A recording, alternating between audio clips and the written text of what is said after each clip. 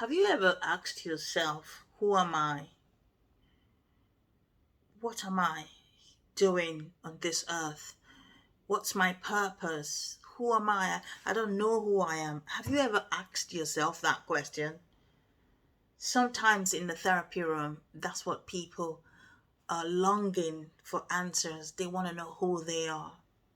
Now, today, I'm going to talk you through what you can do to begin to find yourself, to begin to find the answers to the question that you're asking yourself. Hi, my name is Henzi Tanrin Sawyer, and I'm a therapist coming to you today from sunny Spain. You might ask, Henzi, what are you doing in Spain? Well, I'm taking time out to think about stuff that clients say to me and getting myself all sorted out and refreshed and renewed in my mind so that when I come to the therapy room, I'll be sharp, I'll be able to support you, and I'll be able to help you with the things that you're coming to therapy for in terms of your concerns. Now, let us see what I've put today. Today, I was just going through, sitting down by the seaside, and just thought, you know what? People keep saying to me, Henzi, I want to discover myself. I don't have a sense of self. Now, today we're going to talk about self. We're going to talk about self in terms of your self esteem, in terms of your body image, in terms of your confidence, and your identity. Okay, and I'm hoping that you'll be able to find something that you can use from what I'm going to say today. Think about them, and then when you bring them to the therapy room in terms of your concerns, we can explore that a bit more. Now let me see what I wrote in my notes and see if I can give you some stuff. Okay, so first of all is to understand what self is in terms of your self concept. What is self concept? So, self concept is how we perceive our behaviors, our abilities, and unique characteristics. That's what self is.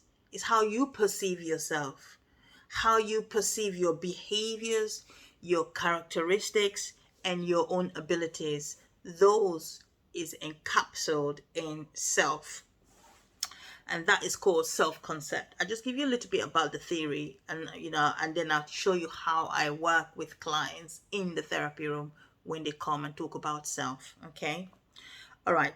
So self-concept is how you see yourself, how you view yourself. Sometimes when the way we view ourselves might not be realistic, so it's for you to find out within yourself whether, well, the way you're looking at yourself, or how you view yourself, or how others view you, is it realistic? So that's one of the things. It is important to it is very important for us to understand self.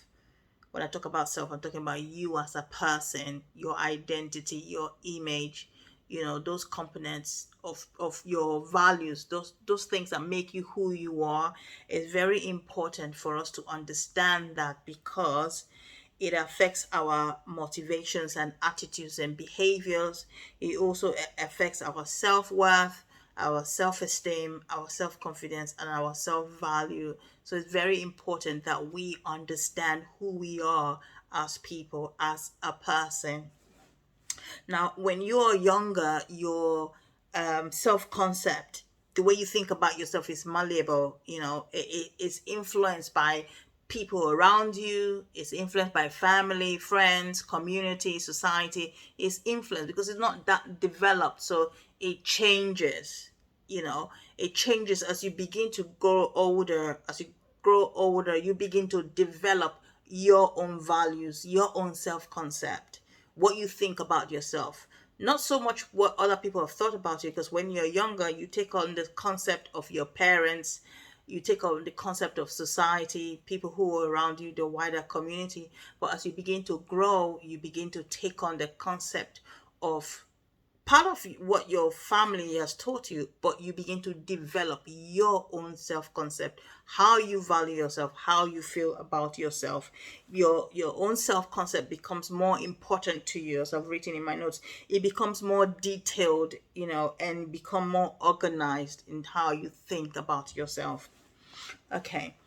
Another thing I've written on my notes is that when you are younger, and your self-concept is being influenced, it is because your identity is still forming. You're still forming your own identity, and your discovery, you're on that self-discovery process, to discover who you are. So you're not there yet, but as you grow, you begin to say, well, you know what, my own influences, the influences of others begin to diminish, and you begin to build up your own values and what you feel about yourself. And I'm going to tell you how that can sometimes be influenced when the wrong concept takes a stronghold. So for example, maybe you believe, if you grow up in a house where they keep saying to you, you're not good enough, you're nothing. That's the value that you've taken, the self concept, the concept of your family that you've taken upon yourself. The self concept is how you see yourself. Now, sometimes when your family or friends begin to see you as no value, you take on their concept, their view of you, and that becomes your view of who you are. And you think that, well, this is who you are. But truly, it's for you to really sit down in the therapy room and begin to assess yourself, that am I forming values of myself based on what other people have said about me? Or is this the true me? So that's something to think about. Now, there are three parts to self concept. You have the ideal self. The ideal self is who you want to be, or who you're working to be, who you're working to becoming, who you're working towards to become that person you want to become. So for example, if you want to be a fashion designer, if you want to be a doctor, you feel that that's where your fulfillment will be. You're working towards that. That's your ideal self. And even though you're not there yet, but you're working towards that, you see yourself in that role. So that's the ideal self, because you know that when you are in that place, you feel fulfilled, you feel confident. So that's your ideal self. Now, your self-image is how you see yourself now. And you're talking about, in terms of self-image, you'll be talking about your physical attributes.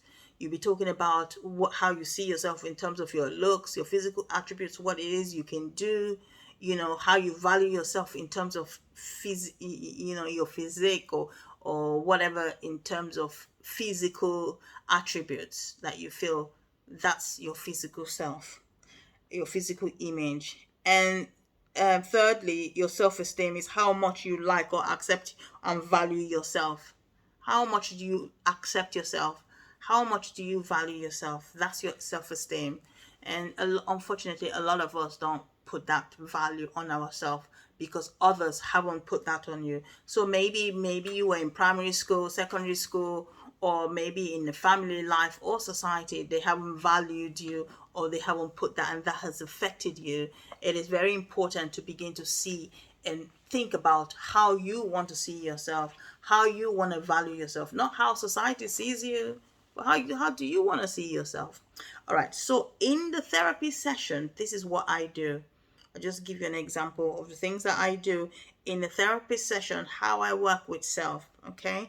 Now, in the therapy session, what we do, we look at behaviors, we look at thoughts, we look at your feelings and emotions in your session, and we begin to discuss that in relation to your immediate family, your extended family, your local community, and the wider community and society. Those also, how they have affected your the view of yourself, how you see the world, and how you think the world sees you. It's very important also. So what I do, we explore how you see and value yourself. We do that in the session. We talk about how you see the world, and the impact you feel the world has on you, what your experiences are of the world. We look at what picture you've created for yourself that is based on your truth, and what others have told you. So what have others told you about yourself that you believe? Or what is it that you think society has told you about yourself? For example, If we talk about racism, if society has told you that because you're darker skinned then you're of no good, that's what society has told you. But you're gonna develop your own concept of how you see yourself as a black person, or how you see yourself as a darker skinned person. Now, even within the own black community itself, the African community, there's colorism. But you got to look at yourself and say to yourself, why is it that I see dark as not good and I see light as good? That is the concept of society. Now, if you take that concept and make it your own concept, then there's something wrong. That's negative. Why? Because it's not morally correct. Okay? So we look at, and that's just an example, and that's my own view. That's just an example. So we look at how the world sees you. We also look at cultural background and diversity. Cultural background and diversity is very important because that will influence how you think about yourself. Some cultures, the way they think about themselves is different from the way another culture would think about themselves. And if you are in a relationship and you're in a in and also, let me just say something. Just because you come from the same culture as somebody else that you're in a relationship with doesn't mean that the cultures will not be influenced. Do you know why? The reason being, you were not raised up in the same home. You were not raised up in the same household. So if you have a partner and you feel that, well, both of you don't agree, maybe you're arguing, you don't agree. One of the things I normally say to them, but both of you are different. You were brought up in different households. Doesn't mean because you have the same skin color or raised up in the same country, you were brought up in different households. So the culture of the household is different. And that also affects how you view yourself in terms of your own self concept. So in the session also, we begin to look at limitations placed on you by society. Now, does society place limitation on you and say you can't make it because you're a different skin color, or because you're a different gender, or because you're a different religion or sexual orientation? We look at all those and how they come into the play. We look at family, we look at community, environment, culture, and spirituality. We look at that. It's very important, in terms of spirituality. It doesn't mean because I am a Christian, I am blind to the things that are going on. Yes, I'm a Christian, but sometimes Christianity can place some limitations on you if it's not spoken correctly. If you are a Christian and someone or a minister is trying to limit you as a woman or trying to limit you as a man, that is not what the word of God says. So that is a limitation that can be placed on you. Sometimes people place their own values on you and say that's how you need to follow, or that's what you need to follow. You need to go to the source and the truth in the word of God to find out if that's what Jesus says in his word. So that's just an example. Okay. Another thing is, and now I look at in the session is, what would you like your ideal self to look like? What would you like your ideal self to look like? And is it realistic? Some people might say, oh, they're too ugly, and they call themselves ugly. Who told you you're ugly?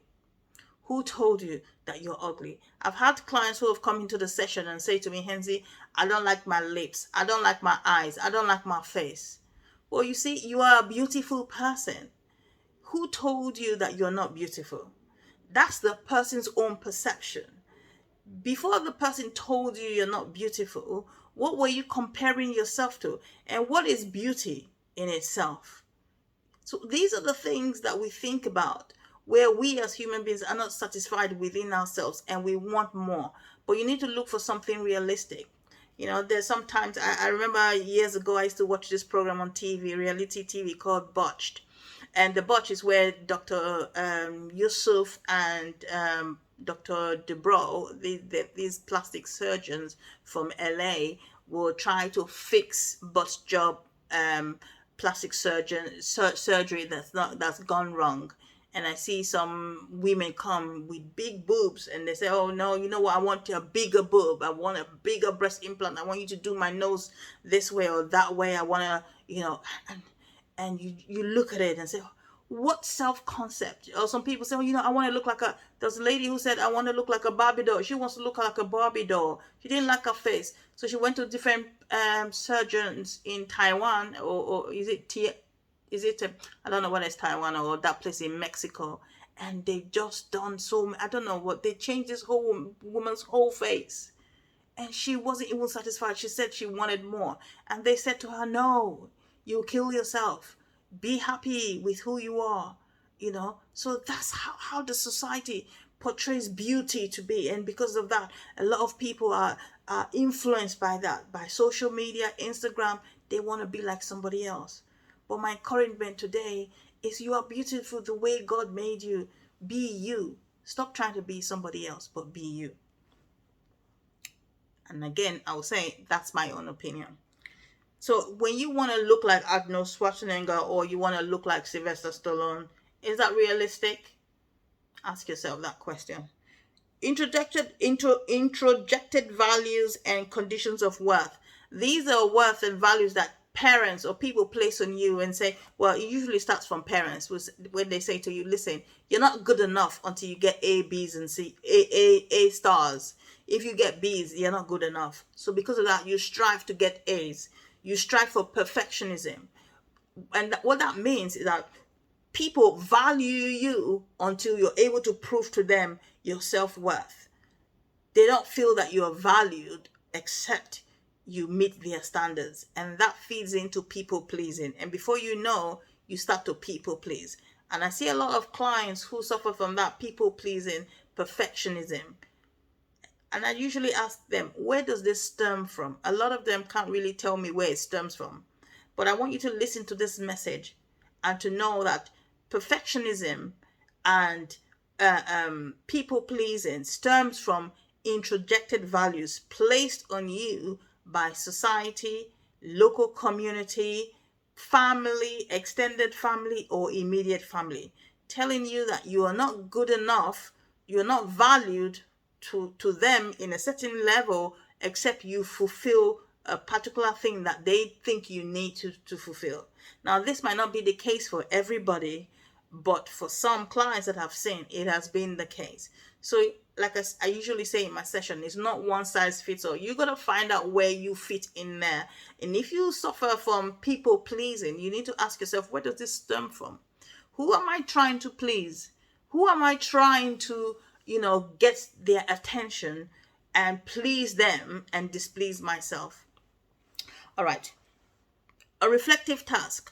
As I begin to wind down, a reflective task. If you're my client, you know when I say reflective task, you know what that means. I always set you guys reflective task, something for you to think about before your next session. So with this, I'm going to set you a reflective task. Number 1, think about what society and family wants and expects from you. Think about that. What do you think that society expects from you? What is it that society expects you to be or wants from you? I want you to think about that. What do you want to be? What is it you want to be? And how do you see yourself? Society might see you one way, but how do you see yourself? It's very important that you see yourself the way you see yourself in your own eyes. How do you see yourself? I want you to consider, when you're looking at this, I want you to consider 3 components. I've said before, actually 4. Identity, body image, self-esteem, and role performance. In terms of your identity, that includes your childhood, your ethnicity, your gender, your name, your status, family status, your role. In terms of how in the family, where do you sit in your family? In society, what role do you play? So I want you to think about all the stuff, and all those forms your self-concept. If you feel that this video has been very informative to you, I'm really happy that you took time to listen through the video and watch it. And if you have any issues and you feel that, well, this is something you relate to, come to the therapy room, book a session. My website address is in the description. Make an appointment, have a session and discuss about it. Okay? If you found it really helpful, then you can share it with other people who also might need that same information. Now, one of the things I put these videos out there as a self-help guide. Now, it's not for everyone. If you feel that you're gonna be if you feel that this video is gonna be beneficial to you, then that's fine. Use it to your own benefit. or to the benefit of others if you feel that it will help them also share with others. Okay? And I'll see you in the therapy room where you bring your issues and we can talk about it. Okay? Take care and God bless you.